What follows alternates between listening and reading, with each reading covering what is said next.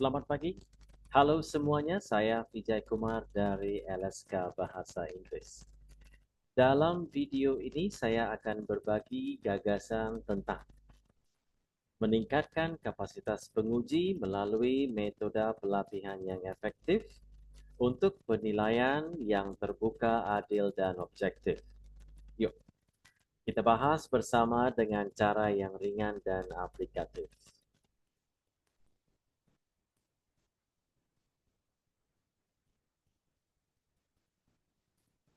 Dalam pelaksanaan uji kompetensi, kita sering menghadapi berbagai tantangan. Kadang antar penguji punya cara menilai yang berbeda-beda, ada yang longgar, ada juga yang ketat sekali.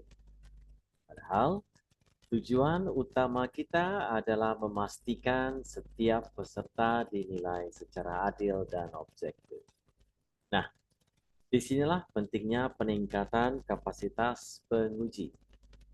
Melalui pelatihan yang tepat, kita bisa memiliki pemahaman yang sama tentang standar dan cara menilai.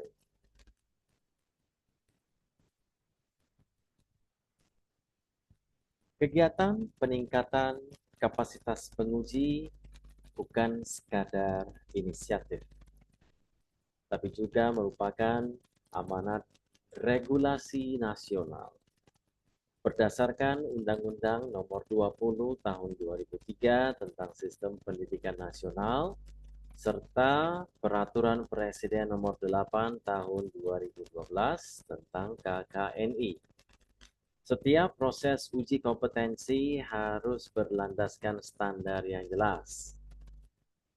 Untuk kita di LSK Bahasa Inggris, acuan utamanya adalah SKL Bahasa Inggris tahun 2022 yang menekankan pentingnya kompetensi, keadilan, dan objektivitas.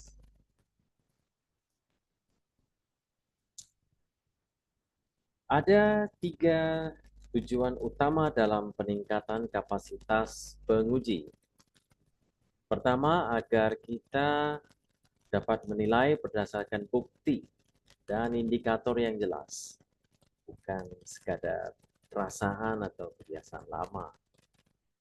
Kedua, standar penilaian antar penguji menjadi seragam, sehingga tidak ada peserta yang dirugikan hanya karena perbedaan gaya penguji.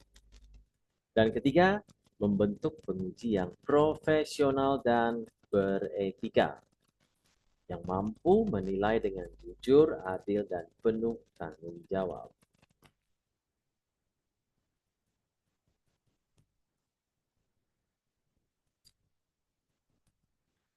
Penilaian yang efektif harus berpijak pada 3 prinsip utama: terbuka, adil, dan objektif. Terbuka berarti peserta tahu kriteria apa yang dinilai dan bagaimana prosesnya. Adil berarti setiap peserta mendapat perlakuan setara tanpa diskriminasi, dan objektif berarti keputusan dibuat berdasarkan data dan indikator, bukan kesan pribadi. 3 prinsip ini adalah fondasi dari kepercayaan terhadap hasil uji kompetensi.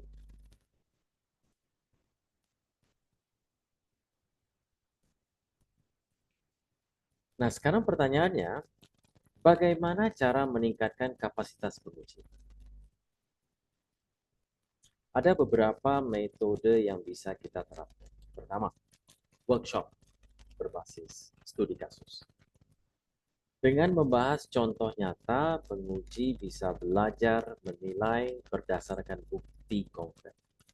Kedua, peer review antar penguji. Kita saling memberikan umpan balik supaya gaya penilaian kita makin beragam, bukan beragam, makin seragam dan adil. Ya. Ketiga, simulasi uji kompetensi. Ini latihan penting untuk membiasakan penguji menghadapi situasi nyata dengan percaya. Dan terakhir, refleksi dan umpan balik.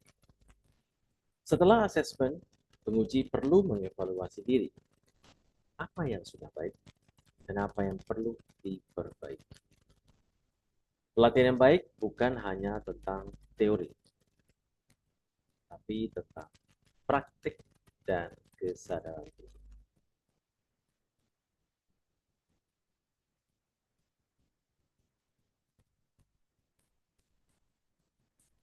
Dalam SKL bahasa Inggris, setiap program seperti Survival English, English for Communication, dan lainnya memiliki elemen kompetensi dan indikator kelulusan yang jelas. Penguji harus memahami semua ini agar penilaiannya benar-benar sesuai dengan level kompetensi peserta. Dengan begitu, asesmen kita akan lebih terukur, kredibel, dan relevan dengan dunia kerja. Jadi, pelatihan penguji juga harus mencakup pemahaman mendalam terhadap SKL dan KKN.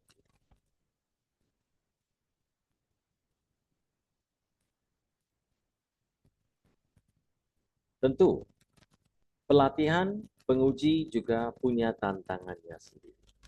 Misalnya perbedaan persepsi antar penguji atau kurangnya pemahaman tentang SOP uji kompetensi.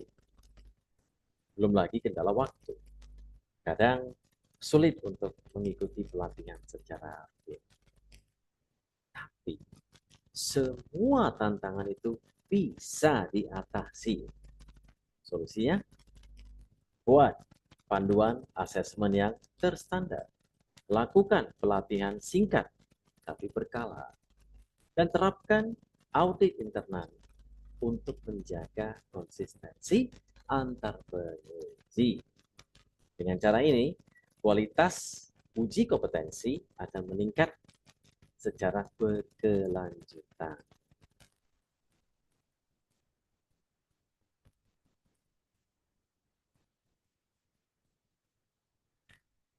Ketika kapasitas penguji meningkat, dampaknya luar biasa. Hasil uji kompetensi menjadi lebih valid dan kredibel. Kepercayaan masyarakat dan industri pun akan naik. Dan yang paling penting, LSK semakin dipercaya sebagai lembaga yang profesional dan menjaga integritas. Jadi, investasi terbaik bagi LSK bukan hanya pada peralatan atau sistem, tapi pada kualitas manusianya, yaitu para penguji.